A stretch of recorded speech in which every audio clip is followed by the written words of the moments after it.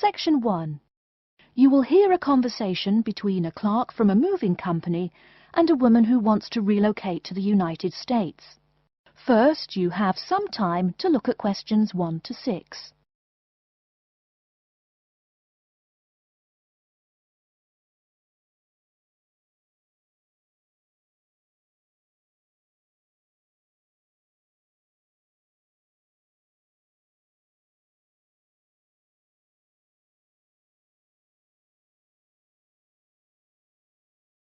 You will see that there is an example which has been done for you. On this occasion only, the conversation relating to this will be played first.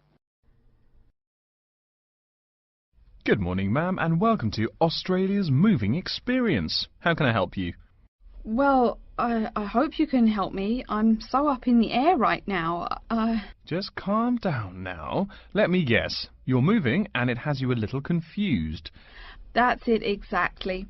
You see, I'm relocating to the United States next month, and I'm having a hard time getting organised. Here, fill out your name and address and let me ask you a few questions. Oh, what should I call you? My name is Jane Bond. The woman says that her full name is Jane Bond, so Jane Bond has been written in the space. Now we shall begin.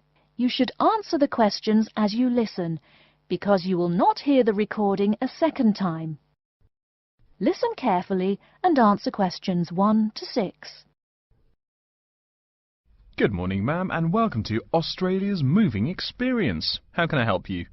Well, I hope you can help me. I'm so up in the air right now. Just calm down now. Let me guess. You're moving and it has you a little confused. That's it exactly. You see, I'm relocating to the United States next month, and I'm having a hard time getting organised. Here, fill out your name and address and let me ask you a few questions. Oh, what should I call you? My name is Jane Bond. OK, Jane, first of all, what's your work phone number? In case I have any questions about things. My work phone is 9463 550. But please try not to call me too often there. My boss hates personal calls. So does mine, ma'am. So does mine. And what address should we ship your things to? My new company is letting me stay temporarily at 509 Clark House. That's CLARK, 1137 University Drive in Seattle. Seattle? Beautiful city, I hear. Mountains right beside the ocean almost. Cooler than Australia, too. OK, and when should we come pack your things? I guess that would be on Monday, March 11th. Do you want any help with an after-packing clean-up? We do that for a small additional charge. Yes, that would be helpful. I promised the landlord I'd give her the keys back by 5 p.m. on Thursday the 14th. Great. We'll just schedule the clean-up for that day.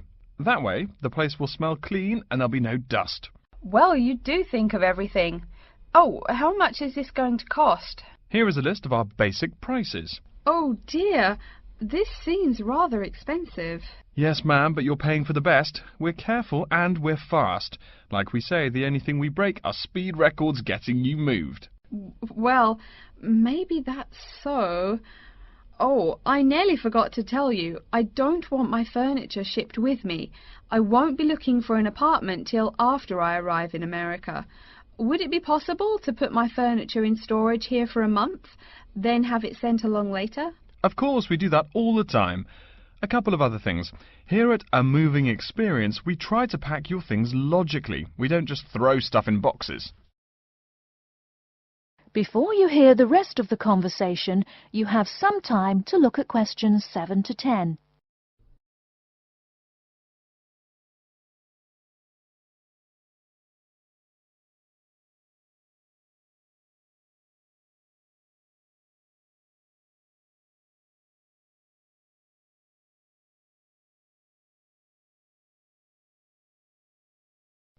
Now listen and answer questions 7 to 10. Do you have any special requests? You know, things you want packed in some special place, so you know where to find them. Like what? Oh, I don't know. Things like dishes, maybe. Not to be rude, but you look like a lady who likes to eat. Ah, yes, I need my dishes and things where I can find them quickly. Great. We'll put those dishes and cutlery in what we call the emergency pack. Can you think of anything else? I do have an antique tea kettle my great-grandmother gave my mother. I wouldn't want to lose that. So I guess you'd better put that in storage with the furniture. Grandma's tea kettle with the furniture. Got it. Say, how about things like your alarm clock? You don't want to miss your plane on the big day, right? Well, you certainly think of everything. Yes, that's right. I'll also need my alarm clock where I can find it. Fine, we'll put that in your personal package. And of course, we'll give you a list of where we pack everything. So all you'll have to do on Thursday the 14th is grab your luggage on your way out the door. I couldn't help noticing the new CD player you're carrying. Is that a Samsung? Why, yes it is. One of their best. Cost me nearly $100, it did. Do you want to take special care of it? I mean, it's brand new. Take care of it, but nothing special. You can just put it in storage with the furniture. That looks like everything we need here. I guess you're all set. That was certainly quick. Thank you, young man. This has been a most moving experience. That is the end of section 1. You now have half a minute to check your answers.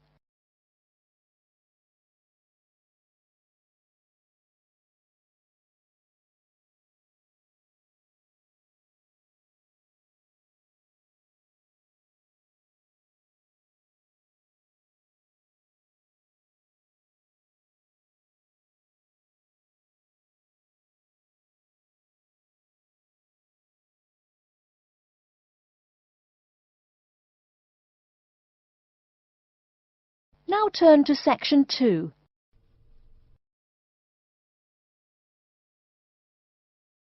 Section 2. You'll hear an introduction to a conference on computer system language learning. First, you have some time to look at questions 11 to 16.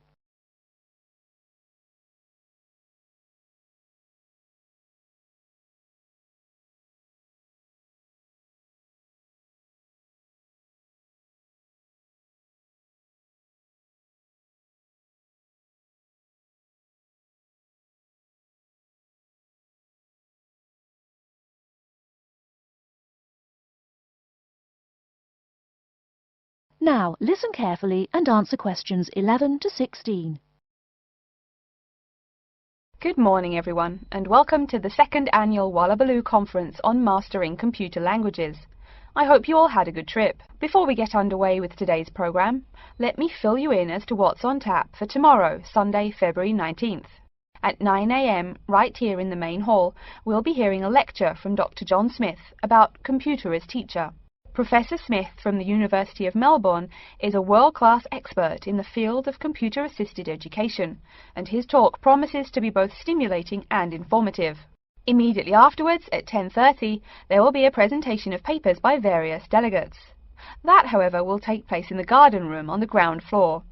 If you don't yet know, the garden room is also called the ballroom, and will be gathering at the west end, the slightly raised area called Level 2. Just look for the crowd. If you get lost, there are signs in the foyer. After all that thinking, talking and listening, I expect everyone will be a bit weary. So at 11:15, there will be a break for coffee, cookies and other light refreshments. These will be available at the aptly named refreshment stand, placed by the door back here in the main hall. Also, if you choose to skip the formal lunch, you can buy a packed lunch at the stand for a reasonable price. I strongly urge you, however, to join us at the formal lunch.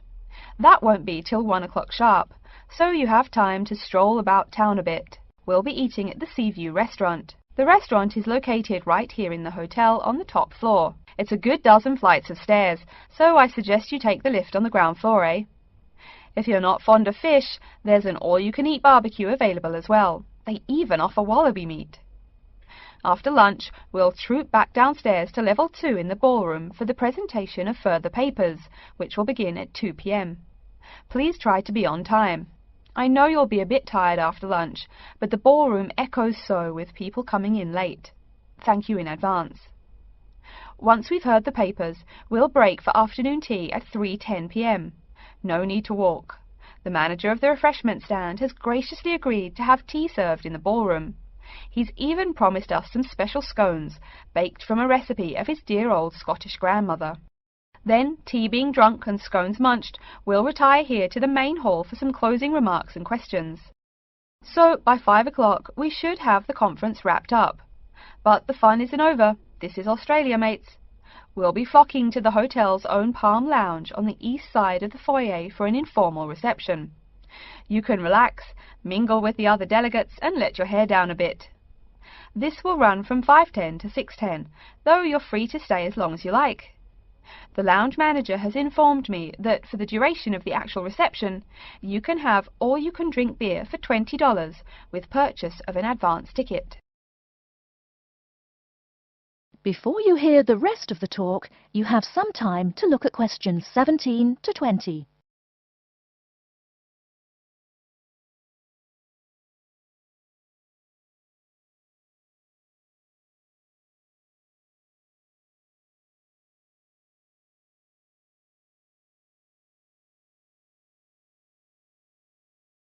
Now listen and answer questions 17 to 20. And yes, tickets can be purchased from any conference organizer or at the front desk any time between now and the start of the reception. I suggest you come by tomorrow evening to pick up the tickets, since the conference hall only holds 800 people. That way you can also get your journey planned ahead of time and be sure not to miss this truly memorable conference. If you want cocktails, however, I'm sorry, you'll have to pay for those at the regular price. Oh my goodness! Speaking of paying, I see I forgot to tell you a couple of things. The first is about lunch. The charge for the lunch will be $15 for all you delegates.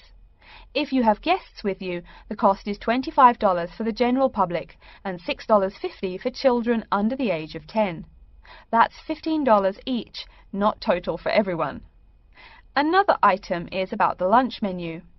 I very much urge you to try the fish. I mean, look at the restaurant's name, the Sea View.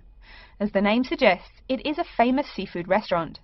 The chef is a Basque from Spain, and he really gets quite put out when people ignore his fish specialities for burgers or barbecue. If fish isn't your thing, though, try the steak. He makes an exquisite filet mignon topped with blue cheese and mushrooms. Finally, if you'd like to buy a ticket, you can have both lunch and unlimited beer for $35. I should have mentioned that earlier, but I am a bit forgetful. Maybe I should avoid the beer after the conference, eh? Well, I've said my bit. Are there any questions? That is the end of section 2. You now have half a minute to check your answers.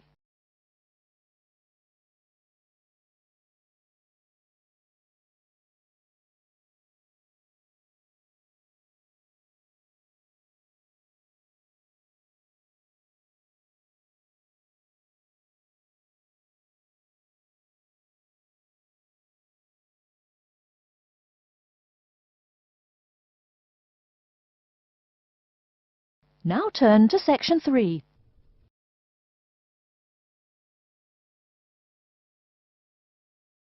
Section 3.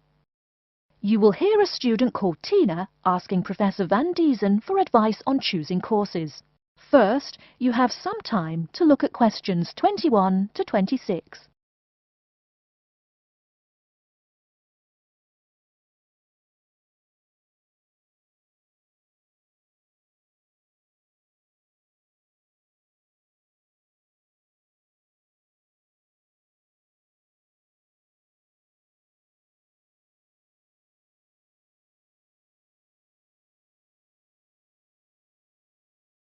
Now listen carefully and answer questions 21 to 26.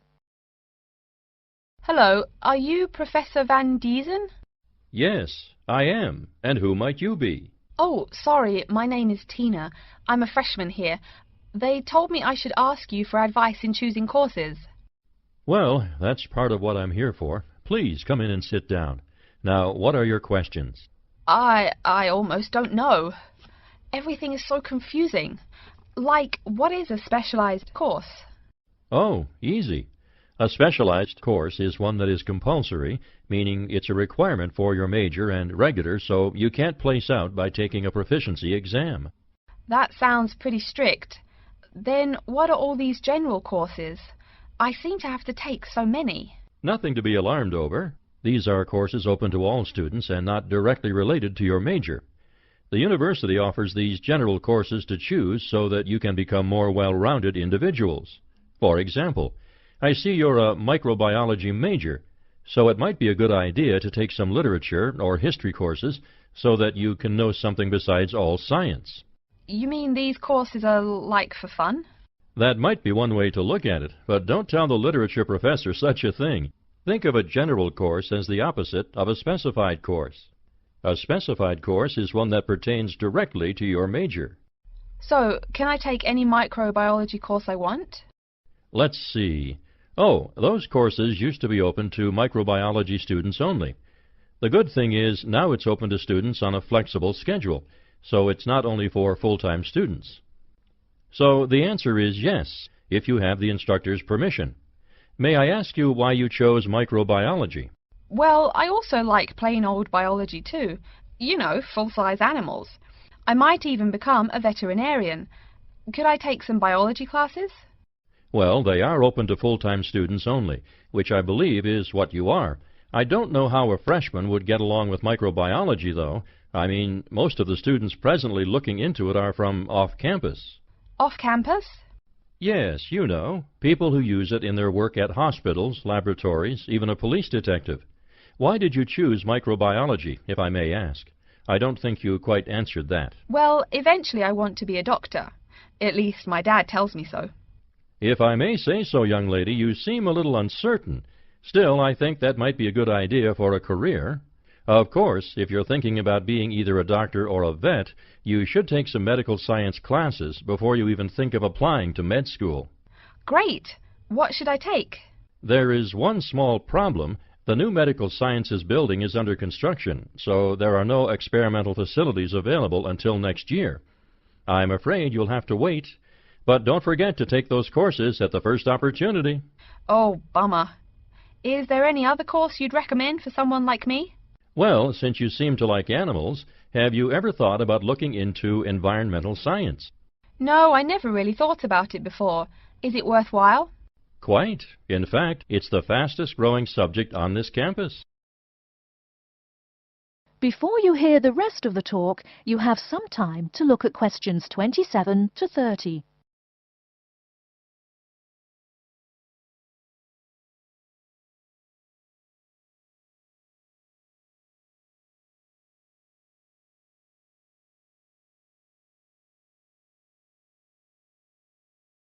Now listen and answer questions 27 to 30. I'm sorry, I couldn't help noticing the long list of classes you've written out there. May I have a look? Oh, sure. Medical science, statistics, laboratory techniques, medicine, mathematics, computing. My, a bit of everything here. Is it too much? For your first semester, yes. What I suggest is starting out by taking the compulsory courses. Like we said before, the medical science can wait. Consider taking that in your sophomore year. I think I'd put off computing, too. I recommend to all freshmen that I talk to get the compulsory mathematics out of the way as early as possible, so take that one. It'll be one less difficult course you have to focus on when the science lab opens next year, and you have to catch up on classes like laboratory techniques. Your major also requires statistics, so you have to balance 2 math classes, and no doubt you should take that. Otherwise, get your required medicine course out of the way by taking something theory-based. Oh, of course, and your environmental science class, if you're interested. The others can wait, though I think computing is definitely a good idea, even though it's not required. I see, too, on your paper there, you seem to have had high marks on the entrance exam. Yeah, I guess so. Don't be shy. Have you thought about applying for a scholarship? Do they have any? I mean, my dad is always complaining about how much money it costs him. In your department, there are actually 3 full scholarships available. They cover tuition and provide $1,500 cash. $1,500 cash? Party! Please, miss, the money is intended more as a textbook allowance, not party money. If you promise to behave, I'll show you how to apply. Great, and thanks. That is the end of section 3. You now have half a minute to check your answers.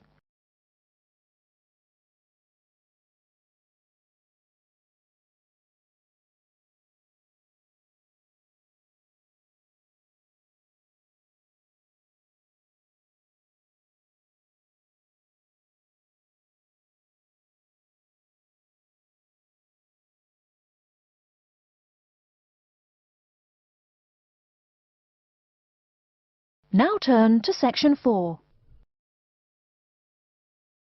Section 4. You will hear a lecture about how to choose flooring materials. First, you have some time to look at questions 31 to 40.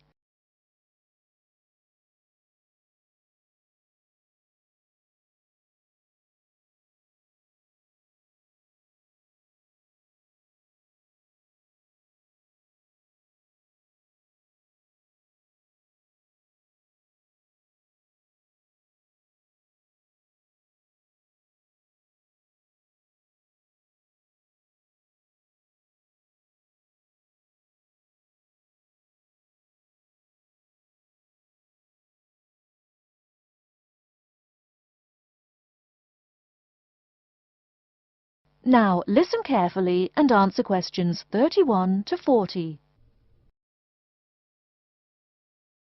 We've been talking about choosing building materials in the last week. Now, a great many factors influence the choice of building materials. You can't make a house of cards, right? And people who live in glass houses and all that. Anyhow, today I'd like to say a few words about flooring.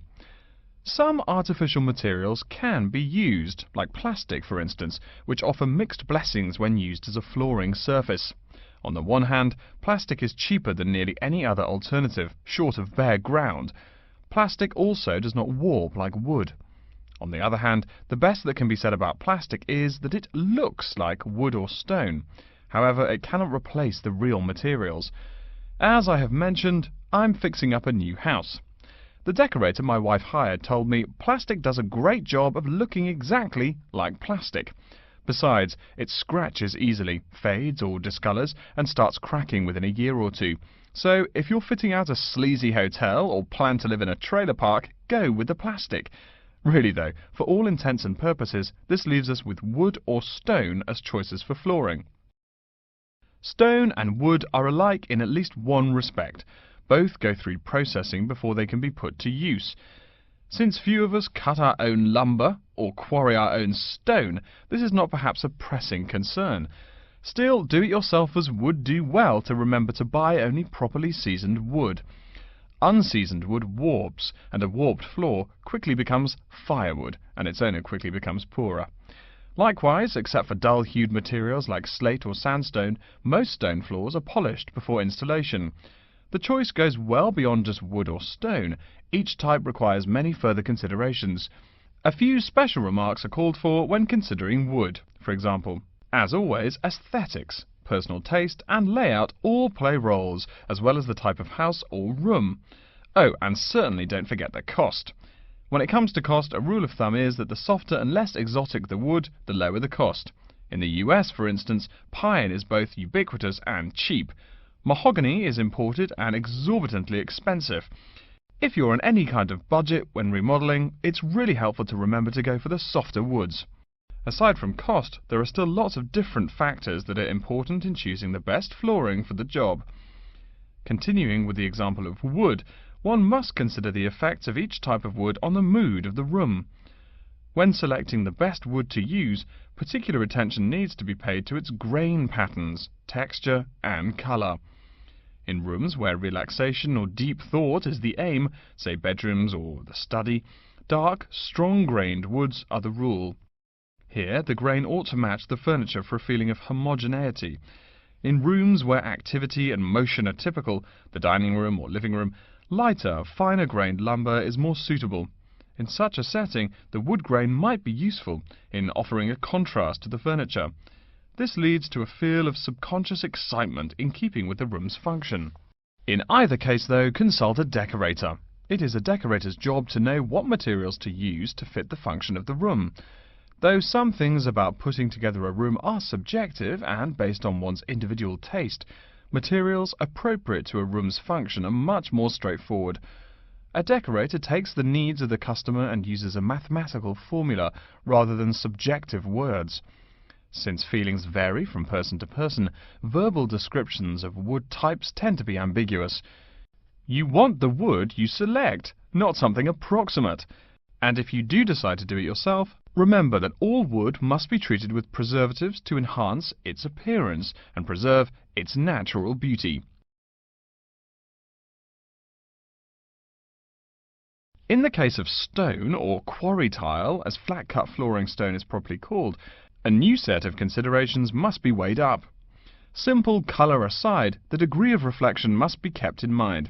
This is called the reflectance rate, which is expressed in a number between 0.0 and 1.0, depending on the amount of light it reflects. At one end of the scale is polished silver. At a rating of 1.0, this shiny surface reflects nearly all of the light directed at it. Numbers closer to 0 describe materials that absorb more light. Moving down the scale a bit, we see that plastic that has been painted white has a rate of 0.8, which makes sense. We know that the colour white reflects all other colour, while black absorbs all colour, and plastic itself is a relatively reflective material. Materials that are denser and darker have reflectance rates much closer to 0. The quarry tile I mentioned a while ago has a rate of 0.1. As you may know, quarry tile is generally dark brown and made from clay, so it is quite dense. Of course, there is considerable variation among types of quarry tile because of the hue or treatment of the clay during its creation. Does anyone have any guesses as to what material may have a rate of almost 0.0? We can guess most of these materials are black in colour, but plastic, wood and even stone reflect some light. One material with a rate of almost 0.0 is black velvet. The texture produces almost no shine at all. Carrara marble, despite its white hue, is actually lower in reflectivity than black onyx. In any case, the fact that tiles vary somewhat should not be forgotten. A highly reflective floor would not be suitable in a library. It would be indispensable in a ballroom, should your home be large enough to feature one. Again, a rule of thumb is that light means lively. Since form and material follow function, one should only use the more reflective materials in rooms where the cultivation and expression of energy is important. Bear in mind, too, that most types of stone cost more than all but the rarest of wood. Of course, there is no reason why some rooms of a house should not feature wood floors or other stone tiles. You can even mix the two. A room with wood panels on the walls can have a beautiful stone floor. My bedroom has white birch walls and a light blue slate floor. The place looks like a Russian hunting lodge. Remember though, go with what feels right for you. Good taste and the laws of interior design are the homeowner's servants, not his master. It's only beautiful when you decide it is. I mean, you're the one who lives there, not the decorator, right? Okay, are there any questions? That is the end of section 4. You now have half a minute to check your answers.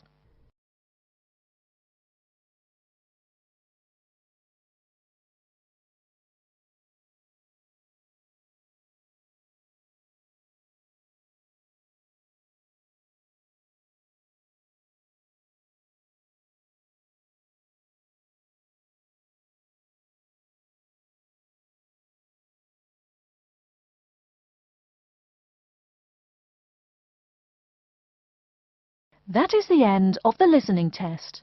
In the Ielts test, you will now have 10 minutes to transfer your answers to an answer sheet.